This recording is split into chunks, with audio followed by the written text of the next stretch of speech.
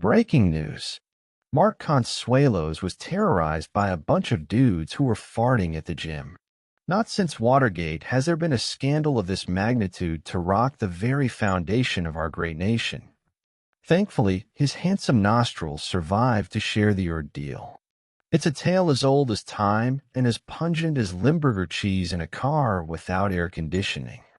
The Scream 7-star 54 recounted his olfactory nightmare on Thursday's Live with Kelly and Mark.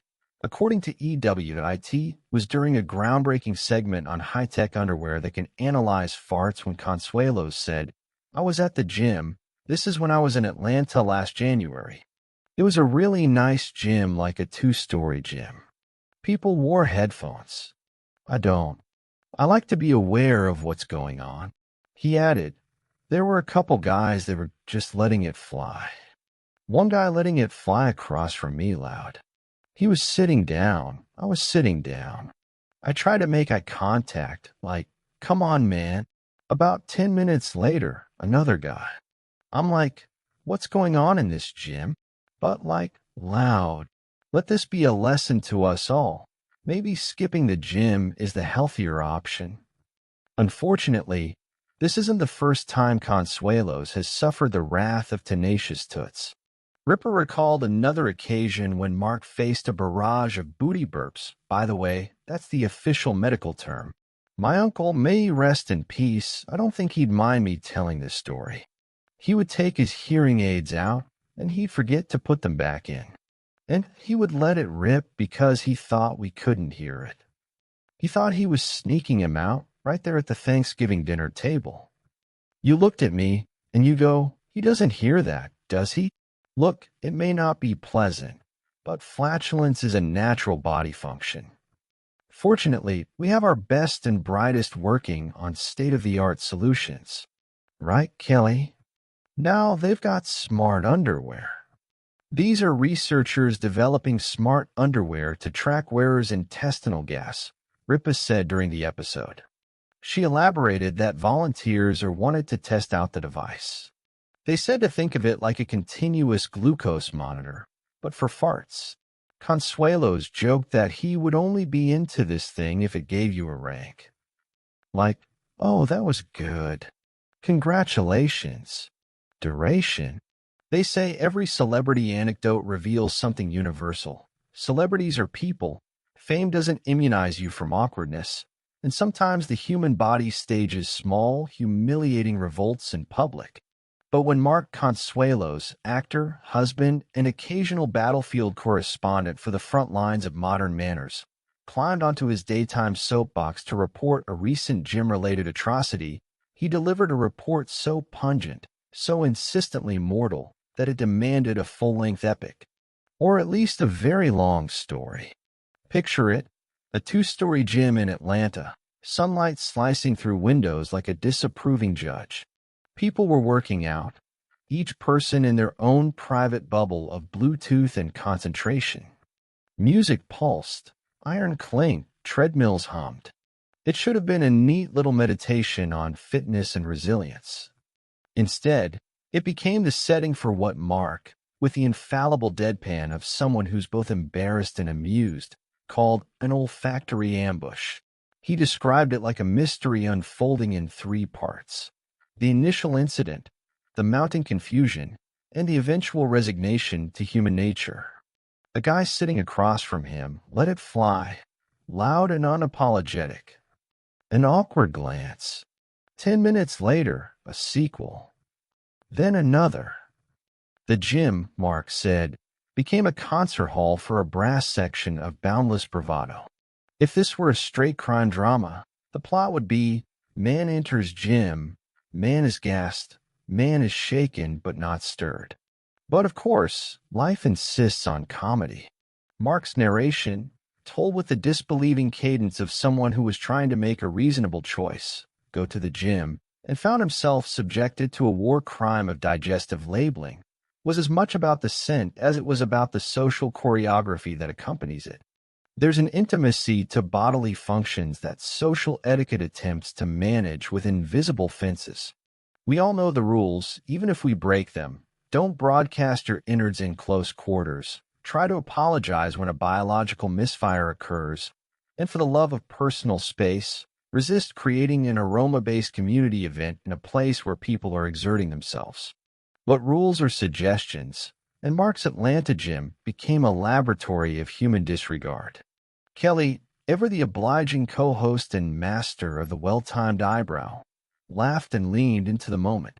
She recalled an equally storied family anecdote. Her uncle, who in the twilight of his hearing, would remove his hearing aids and thus his social breaks.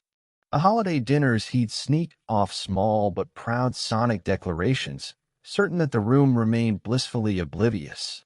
The family would watch each other, smiling the wry smile of people who understand that love and decay sometimes leave fragrant footprints. This is where humor becomes an instrument of release. The story's funny because it's true for so many of us, and even more because Mark was the unfortunate witness to a sustained campaign of flatulence, a campaign that turned a sanctuary of sweat into a hall of gustatory shame. His description of trying to make eye contact with an offender, as if a look could do the work of a polite society sheriff, delivered the real punchline. Sometimes a glance is the only weapon you have, and sometimes that glance is as effective as throwing confetti into a hurricane. Now, in this modern age of wearable everything, it was only fitting that the segment on Live with Kelly and Mark would be about high-tech underwear that does more than keep us covered. These new undergarments promise to analyze intestinal gases, a kind of internal weather monitor for your nether regions. The pitch is pitched as progress. Imagine wearing a tiny sensor that tells you the intensity, duration, and maybe even the artistry of your emissions translated into data for your health app. Think of it like a continuous glucose monitor, Kelly quipped, but for farts. Mark's comedic instincts took over. He said he'd only be into such a device if it also gave you a rank, a score for each toot, a medal for duration, perhaps a leaderboard for the most impressive releases. It was the perfect encapsulation of our age, turning private chaos into public metrics, gamifying the intestinal and turning the humble fart into an achievement with badges and algorithms. And why not? After all, our culture has learned to quantify almost everything. We count steps, track heart rates, and now perhaps we'll grade the acoustic properties of our rear. If the device can truly detect the composition of gas and correlate it to diet, microbiome health, or digestive disorders, then the technology might serve a useful medical role. But the comedic value is obvious. Expect to see a new social phenomenon emerge, people wearing their scores like medals and avoiding gyms with low air filtration. It's almost cinematic. Imagine an action movie montage Mark, fresh from the stage of Scream-tinged stardom in a franchise like Scream 7, strides into a gym, ready to train. He's a man of experience, a man who's seen monsters and survived, but monsters take many forms. This time, his adversaries are nameless, unmasked, and anonymous, and their weapon is entirely biological. He stands, defiant. The brass section starts up. Fade to black. The moral dilemma seems small and absurd and yet entirely modern. To stay and suffer, or to flee like a character in a low-budget survival flick. Mark's tale proves that sometimes the most human horrors are domestic and unspectacular. And in that place between horror and comedy sits the deeper truth. Flatulence has been the great equalizer since the dawn of time. It humbles kings and comedians alike. It even gives lessons in empathy. For all of Mark's mock outrage, his story carried an undercurrent of amusement, because in the end, it's a story we can all tell. We've all been in rooms where a sudden, unexpected sound or scent forces us to reevaluate our own body's capacity for surprise. Further, there's a gentle social lesson hidden among the laughs. When confronted with minor indignities, we often either escalate into moralizing or hide behind an exaggerated sense of propriety.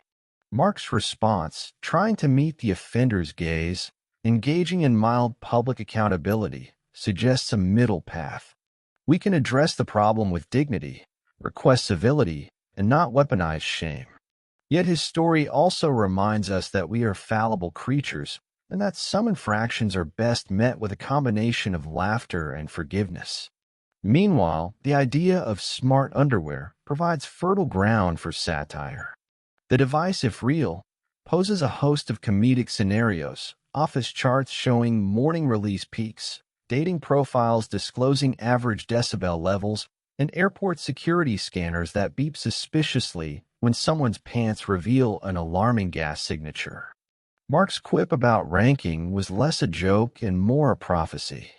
When we hand our private data to devices, society finds new ways to display and categorize it. Our most private moments are turned into dashboards and, inevitably, into small talk. Yet, beyond the jokes, there's a possible scientific value here. Gas analysis can reveal clues about digestion, allergies, or infections. Perhaps this emerging tech will.